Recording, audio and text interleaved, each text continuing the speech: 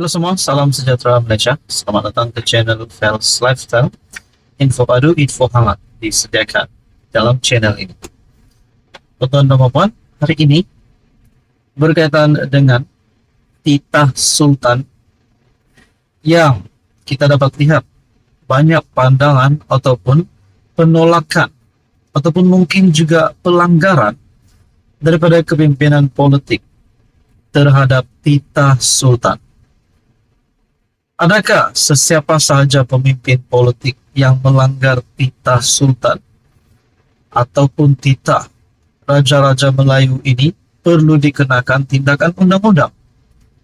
Nah, kita mengambil contoh seperti yang dikongsikan di dalam perkongsian aplikasi X, Bulletin RMS, dengan berkongsikan gambar pada tarik 15 Februari 2024. Sultan Selangor tegur label Black Friday. Keputusan Mahkamah Persekutuan. Manakala gambar di bawah pula kepimpinan besar PAS iaitu Taqiyuddin Hasan, Setiausaha Agung PAS, dalam kenyataan pada 18 Februari 2024. Taqiyuddin pertahan kenyataan label Black Friday. Nah, kita dapat lihat dua gambar ini. Yang pertama, Sultan Selangor tegur label Black Friday, keputusan Mahkamah Persekutuan, dan juga gambar di bawah Taqiyuddin Hasan bertahan kenyataan label Black Friday. Nah, di dalam caption, di dalam perkongsian melalui entry X Bulletin RMS, banyak kali dah pemimpin PAS tak hormati titah sultan, tapi tiada tindakan. Seolah ada puaka dalam agensi penguatkuasaan yang melindungi mereka. Harap PDRM di bawah kepimpinan Madani bertindak tegas terhadap mana-mana pihak yang mencabar institusi Raja Melayu. Nah, yang kita menjadikan persoalan utama di sini, adakah selepas Taqiyuddin Hasan yang kita dapat lihat berdegil berkaitan dengan isu Black Friday, isu keputusan kes Nick Elin, adakah beliau seolah-olah menderhaka terhadap Sultan Selangor yang menegur label Black Friday, keputusan Mahkamah Persekutuan? Menurut Sultan Selangor, ada juga ulasan berdasarkan kepada polemik kepentingan pihak-pihak tertentu, sehingga menimbulkan pelbagai kekeliruan kepada umat Islam di negara ini. Sultan Selangor.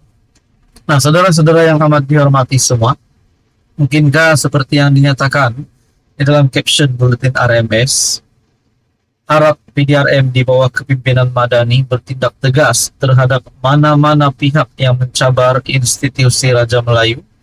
Adakah di sini Taqiyuddin Hasan berisiko untuk dikenakan tindakan undang-undang sehingga mampu disaman ataupun ditangkap? Nah, itu menjadi persoalannya. Di dalam perkongsian daripada artikel Malaysia Kini pada 18 Februari, Taqiyuddin pertahan kenyataan Jumaat yang hitam.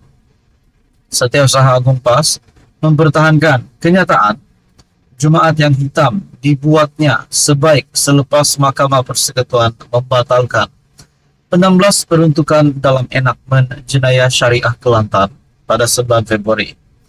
Menurut Taqiyuddin, itu merupakan respon biasa yang dibuatnya selaku peguam apabila ada kes yang tidak berpihak kepadanya. Bila saya kalah kes, saya kata ini Isnin yang hitam atau Selasa yang hitam. Ya, hari yang hitam untuk anak buam saya, katanya dalam nada bergurau ketika sesi dialog antara pemimpin PAS dengan media berbahasa Cina di KL. Itu hari yang hitam untuk kami kerana undang-undang kami di Kelantan diisytihar tidak sah dan tidak berperlembagaan. Jadi apa yang saya boleh kata lagi? Jadi jika saya kata nothing lah, itu bukan respon yang saya orang berfikiran munasabah katanya. Dia berkata demikian ketika menjawab soalan berkenaan pendirian terkini terhadap keputusan Mahkamah Persekutuan selepas Sultan Selangor, Sultan Sharafuddin Idris Shah bertitah agar semua pihak bertenang dan menerima keputusan itu. Nah, saudara-saudara, apa komen Anda berkaitan dengan isu ini? Sekian saja, teruskan bersama di dalam channel ini. Untuk info yang seterusnya, jangan lupa tekan butang like, share, dan juga subscribe. Halo semua, salam sejahtera Malaysia. Selamat datang ke channel Fels Lifestyle. Info padu, info hangat disediakan di dalam channel ini. Nah, satu isu hangat hari ini yang saya nak kongsikan. Kali ini berkaitan dengan salah satu, saya boleh katakan mungkin influencer ataupun salah satu content creator di Malaysia yang hari ini namanya disebut-sebut. Tidak lain dan tidak bukan nama Didi Chronicle yang kita dapat lihat membuat video parodi di laman Facebook page beliau. Nah, pada akhirnya kenapa tiba-tiba nama Didi Chronicle ini disebut ramai? Oh, rupanya ini satu berita hangat, mungkin ramai yang terlepas pandang ataupun ramai yang masih tidak tahu. Di sini saya kongsikan satu artikel daripada Malaysia Kini. 49 laporan polis dibuat terhadap Didi Chronicle. Artikel ini pada Februari 18, 2024. Berita sepenuhnya, sejumlah 49 laporan polis dibuat di seluruh negara ke atas pempengaruh media sosial Didi Chronicle yang membuat video parodi didakwa mempersendahkan keputusan mahkamah dalam isu enakmen syariah. Wow, ini pasti satu isu yang hangat, tetapi kita harap terdapat satu jalan penyelesaian yang baik. Nah, saudara-saudara, mungkinkah perkara ini akan membawa kepada penangkapan, pemenjaraan ataupun mungkin denda? Nah, berapa denda ataupun berapa lama ditahan di penjara, kita tak tahu. Nah, saudara-saudara, itu semua hanya menjadi persoalan. Dalam artikel ini lagi berkongsi, Ketua Polis Negara Tan Sri Razaruddin Hussain berkata, kesemua laporan polis berkenaan adalah sehingga semalam kami menjangkakan jumlah laporan polis berhubung perkara itu akan bertambah, katanya kepada bernama. Makna kata, Ketua Polis Negara sendiri pun sudah mengesahkan perkara ini. Ketua Polis Negara sendiri, Tan Sri Razaruddin Hussain, sudah bersuara berkaitan dengan isu ini. Baru-baru ini, video berdurasi lebih 3 menit dimuat naik Didi Chronicle atau nama sebenarnya Didi Suleiman Ray, 43 tahun. Dikecam netizen kerana didakwa mempersendahkan agama dan menghina mahkamah dengan menyatakan perbuatan minum arak dan berjudi tidak akan dikenakan hukuman. Nah, tuan-tuan dan puan, apa komen Anda berkaitan dengan isu ini? Sudah pasti ini satu kejutan lagi sekiranya Didi Chronicle ditangkap.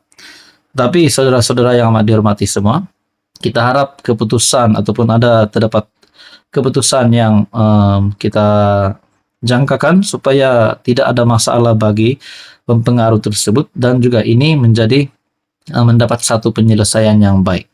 Nah, apa komen Anda berkaitan dengan isu ini? Sekian saja, teruskan bersama di dalam channel ini untuk info yang seterusnya. Mohon bantu channel ini dengan menekan butang like, share, dan juga subscribe.